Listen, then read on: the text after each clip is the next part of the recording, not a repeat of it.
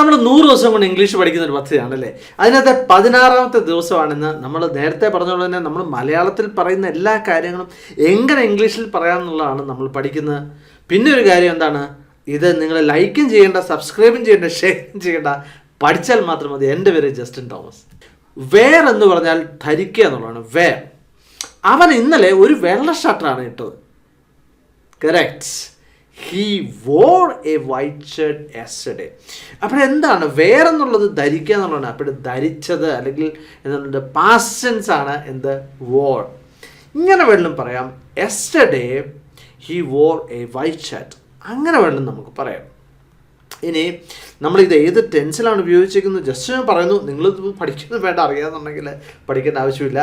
അപ്പോൾ എന്താണ് നമ്മൾ വീറ്റും ടൈമും പാസ്റ്റ് ടെൻസിൽ കഴിഞ്ഞൊരു കാര്യം പറയാൻ വേണ്ടി നമ്മളൊരു വെർബിൻ്റെ സെക്കൻഡ് ഫോം അല്ലേ. എന്താണ് വെർബ് എന്നോർത്ത് നിങ്ങൾ കൺഫ്യൂഷൻ ആകണ്ട. നമ്മൾ 2ാമത്തെ ചാപ്റ്ററിൽ ഇതൊക്കെ വിശദമായിട്ട് പറഞ്ഞാണല്ലേ. അപ്പോൾ വേർ, വോർ, വോൺ, അതാണ് V1, V2, V3. ഇപ്പോൾ വിയർ അല്ല വേർ. Wear, wore, worn. നമുക്കൊന്നുകൂടെ പറഞ്ഞു നോക്കാം.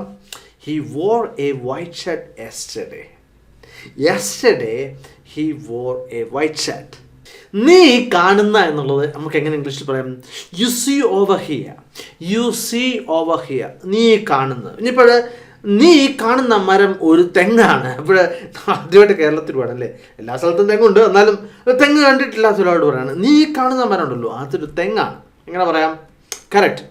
The tree you see over here is a coconut tree. The tree you see over here is a coconut tree. അപ്പോൾ നീ ആ കാണുന്ന മരം ഒരു തെങ്ങാണെന്ന് എങ്ങനെ പറയാം? The tree you see over there is a coconut tree. നമുക്കൊന്നുകൂടെ പറയാം. The tree you see over here is a coconut tree. The tree you see over there is a coconut tree. നമുക്ക് കമുകിൻ എന്താണ് ഇംഗ്ലീഷിൽ പറഞ്ഞത്? കമുകിന് നമുക്ക് 2 രീതിയിൽ പറയാം. ഒന്നെങ്കിൽ ബീറ്റിൽ നട്ട് ട്രീ എന്ന് പറയാം, അല്ലെങ്കിൽ അരേക്ക പാം എന്ന് വേണമെങ്കിലും പറയാം. ഇനിയിപ്പോൾ ബീറ്റിൽ എന്ന് പറയുന്നതിന് വേറൊരർത്ഥം കൊണ്ട് എന്താണ്, അതിന് നമ്മൾ വെറ്റില എന്നാണ് പറയുന്നത്. അപ്പോൾ ഇതുമായിട്ട് ഒരു ബന്ധമില്ലേ. അപ്പോൾ ബീറ്റിൽ നട്ട് ട്രീ എന്ന് പറയുന്നത് കമുകാണ്, അല്ലെങ്കിൽ അരേക്ക പാം എന്ന് വേണമെങ്കിൽ പറയാം. അപ്പോൾ അടയ്ക്കായ്ക്ക് എന്ത് പറയും? അടയ്ക്കായ്ക്ക് നമുക്ക് പറയാം ബീറ്റിൽ നട്ട് എന്ന് പറയാം, അല്ലെങ്കിൽ അരേക്ക നട്ട് എന്ന് വേണമെങ്കിലും പറയാം. ഇനി നമുക്ക് പറയാം ആ കാണുന്ന മരം ഒരു കമുകാണ്. എങ്ങനെ പറയും? Correct. The tree you see over here is a betel nut tree. അപ്പോൾ ഈ കാണുന്നതാണ് അല്ലേ. The tree you see over here is a betel nut tree. അപ്പോൾ അവിടെ കാണുന്നതാണെങ്കിലോ നമുക്കിങ്ങനെ വേണമല്ലേ. The tree you see over there is a areca palm എന്ന് വേണമെങ്കിലും പറയാം അല്ലേ. 2 രീതിയിൽ പറയാം. ആ ഉടുപ്പിട്ടുകൊണ്ടിരിക്കുന്നത് എൻ്റെ ഇളയ സഹോദരനാണ്. അപ്പോൾ ഇപ്പം ചെയ്തുകൊണ്ടിരിക്കുകയാണ്, ഇപ്പോൾ ഉടുപ്പിട്ടുകൊണ്ടിരിക്കുകയാണ്. The one who is wearing a shirt is my younger brother. ഇവിടെ നമുക്ക് ദ വണ്ണിന് പകരം ദ ബോയ്, കുട്ടി, അല്ലെങ്കിൽ ദ പേഴ്സൺ, അദ്ദേഹം എന്നൊക്കെ നമുക്ക് പറയാം. സിമ്പിളായിട്ട് ദ വൺ എന്ന് പറയാം. The one who is wearing a shirt is my younger brother. നമുക്കൊന്നുകൂടെ ഒന്നിച്ച് പറയാം അല്ലേ. The one who is wearing a shirt is my younger brother. ആ മാല ഇട്ടിരുന്ന പെണ്ണ് എൻ്റെ ഒരു നല്ല സുഹൃത്താണ്. The girl who was wearing a necklace is my good friend. The girl who was wearing a necklace is my good friend. ഇനി നമ്മൾ മുത്തുമാല കേട്ടിട്ടുണ്ടല്ലോ. മുത്തുമാല ഇപ്പോൾ ഒരുപാട് സ്ത്രീകൾക്ക് ഇഷ്ടമുള്ള അല്ലേ മുത്തുമാല. മുത്തുമാലയ്ക്ക് നമുക്ക് പറയാം എന്താണ്? Pearl necklace. Pearl necklace. അവിടെ നിൽക്കുന്നത് എൻ്റെ അച്ഛനാണ്. കറക്റ്റ്. ദ മാൻ അല്ലെങ്കിൽ the one standing over there is my father. The one standing over there is my father. ഇങ്ങനെ പറയാം എൻ്റെ അച്ഛൻ അവിടെ നിൽപ്പുണ്ട്. അതെങ്ങനെ പറയാം? My father is standing over there. My father is standing over there. ആ നിൽക്കുന്ന ഈ നാട്ടുകാരനാണ്. അപ്പോൾ അതുകൊണ്ട് അദ്ദേഹത്തോട് വലിയ അലമ്പനൊന്നും പോണ്ടല്ലേ. ആ നിൽക്കുന്ന ഈ നാട്ടുകാരാണ്. Correct. The one who is standing is A native of this place. അപ്പോൾ നാട്ടുകാരൻ എന്നുള്ളത് എന്ത് പറയാം? നേറ്റീവ് എന്ന് പറയാം അല്ലേ. ഇപ്പോൾ ഈ നാട്ടുകാരൻ എന്നുള്ളത് നേറ്റീവ് ഓഫ് ദിസ് പ്ലേസ്. നമുക്കൊന്നുകൂടെ പറയാം. The one who is standing is A native of this place. ആ വീടിന് മുമ്പിൽ നിന്നിരുന്ന എൻ്റെ വെല്ലുമ്മയായിരുന്നു, അല്ലെങ്കിൽ എൻ്റെ വെല്ലുമ്മയാണ് അല്ലേ. The woman who was standing in front of the house is my grandma, അല്ലെങ്കിൽ my grandmother. The woman who was standing in front of the house is my grandmother. നമ്മളിപ്പോൾ ഏതെങ്കിലും സ്ഥലത്ത് പോയി കഴിഞ്ഞ് നമ്മൾ ചോദിക്കത്തില്ല ആൾക്കാരോട് എൻ്റെ ഒരു ഫോട്ടോ എടുക്കുക. നമ്മുടെ മൊബൈൽ കൊടുത്തിട്ട് പറയാം അല്ലേ. നമുക്ക് എങ്ങനെ ചോദിക്കാം? Will you take my picture? അത് പോരല്ലേ, അത് ഇച്ചിരി ഇച്ചിരി കൂടെ പൊളൈറ്റായിട്ട് നമുക്ക് പറയണം അല്ലേ? എങ്ങനെ പറയാം? Could you take my picture please? Could you take my picture please? അല്ലെങ്കിൽ ഞങ്ങളുടെ ഒരു ഫോട്ടോ എടുക്കാവോ എന്നാണ് ചോദിക്കും. Could you take our photo please? അല്ലെങ്കിൽ could you take our picture please? അപ്പോൾ ഞാനങ്ങനെ പറഞ്ഞപ്പം ഒരാൾ വന്ന് ഞങ്ങളുടെ ഫോട്ടോ എടുത്തു. അപ്പോൾ ഇതാണ് ആ ഫോട്ടോ. ഇത് വേളാങ്കണ്ണി വെച്ചെടുത്തുള്ള ഫോട്ടോയാണ്.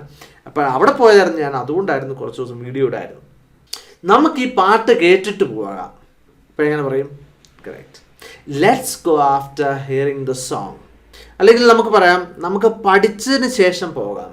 Let's go after studying the lesson. ഈ പാഠം പഠിച്ചിട്ട് പോകാം അല്ലേ? അപ്പോൾ അങ്ങനെ ഒരിക്കലും നമ്മൾ പറയാറില്ലേ? നമ്മൾ പാട്ട് കേട്ടിട്ട് പോകാമെന്ന് പറയാറുണ്ട്. Let's go after hearing the song. കാരണം എന്താണ്? നമ്മളെല്ലാം ഇങ്ങനെ മുന്നോട്ട് നീക്കി വെക്കും അല്ലേ? പഠിച്ചിട്ട് പോകാമെന്നൊരിക്കലും പറയത്തില്ല. പാട്ട് കേട്ട് പോവാം, സിനിമ കണ്ടിട്ട് പോവാം, എന്നൊക്കെ നമ്മളെല്ലാം കാപ്പ് കുടിച്ചിട്ട് പോവാം എന്നൊക്കെ പറയാറുണ്ട് അല്ലേ? അപ്പോൾ ഇങ്ങനെ മുന്നോട്ട് നീക്കി വെക്കുന്നതിനെ, നമ്മൾ ഓരോ കാര്യങ്ങളും ചെയ്യേണ്ട കാര്യങ്ങൾ മുന്നോട്ട് നീക്കി വെക്കുന്നതിനെ നമുക്ക് ഇംഗ്ലീഷിൽ പറഞ്ഞതാണ് പ്രൊക്കാസ്റ്റിനേഷൻ. എന്താണ് പ്രൊക്കാസ്റ്റിനേഷൻ? അപ്പം നിങ്ങൾ തീർച്ചയായിട്ടും ഈ വേർഡ് പഠിക്കുക. നല്ലൊരു വാക്കാണ്. എന്താണ്? നീട്ടിക്കൊണ്ട് പോകുക അല്ലേ? അതിന് പ്രൊക്കാസ്റ്റിനേഷൻ എന്നാണ് പറയുന്നത്. വളരെ മോശമായിട്ടുള്ള ഒരു സ്വഭാവമാണ് അല്ലേ? അതാണ് നമ്മളെ ഒത്തിരി പുറകോട്ട് മാറ്റില്ല. അപ്പം നിങ്ങൾ ഇന്ന് നാളെ പഠിക്കുക എന്നുള്ള രീതിയിൽ പറയത്തില്ലേ? ഇന്നല്ല നാളെ പഠിക്കുക, അല്ലെ നാളെ കഴിഞ്ഞ് പഠിക്കുക. അതാണ് പ്രൊക്കാസ്റ്റിനേഷൻ. അപ്പോൾ ഞാൻ പറഞ്ഞ പോലെ തന്നെ സിനിമ കണ്ടിട്ട് പോവാം. Let's go after seeing the movie, അല്ലെങ്കിൽ let's go after watching the movie. ഒരു ബെറ്റർ വാച്ചിങ് എന്ന് പറയുന്നതാണ്. ഇനിയിപ്പോൾ സീയിങ് എന്ന് പറഞ്ഞാൽ നമ്മളാരും വെടിവെക്കത്തൊന്നുമില്ല, എങ്കിലും ബെറ്റർ ഏതാണ്? വാച്ചാണ്. Let's go after watching the movie. മുഴുവൻ പാഠവും പഠിച്ചിട്ടാണ് ഞാൻ ഉറങ്ങാൻ പോയത്. After reading the whole lesson I went to sleep. After reading the whole lesson I went to sleep. ഒത്തിരി നേരം ക്യൂ നിന്നിട്ടാണ് അവന് റേഷൻ കാർഡ് കിട്ടിയത്. After standing in line a long time, he got the ration card. After standing in line a long time, he got the ration card.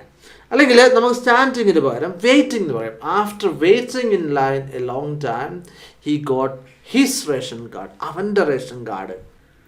പോകുന്നതിന് മുമ്പ് ഒരു കാപ്പ് കുടിക്കുക. Correct. Let's have coffee before we go. Let's have coffee before we go. അപ്പോൾ നിങ്ങൾക്കിത് മനസ്സിലായെന്ന് ഞാൻ കരുതാണ്. തീർച്ചയായിട്ടും നമ്മളിത് പ്രാക്ടീസ് ചെയ്യുക, നമ്മൾ ഉപയോഗിച്ചാണ് നമ്മൾ ഏത് ഭാഷയും പഠിക്കുന്നത്. മറ്റൊരു വീഡിയോ ആയിട്ട് വീണ്ടും കാണാം. Thank you very much for watching and God bless you.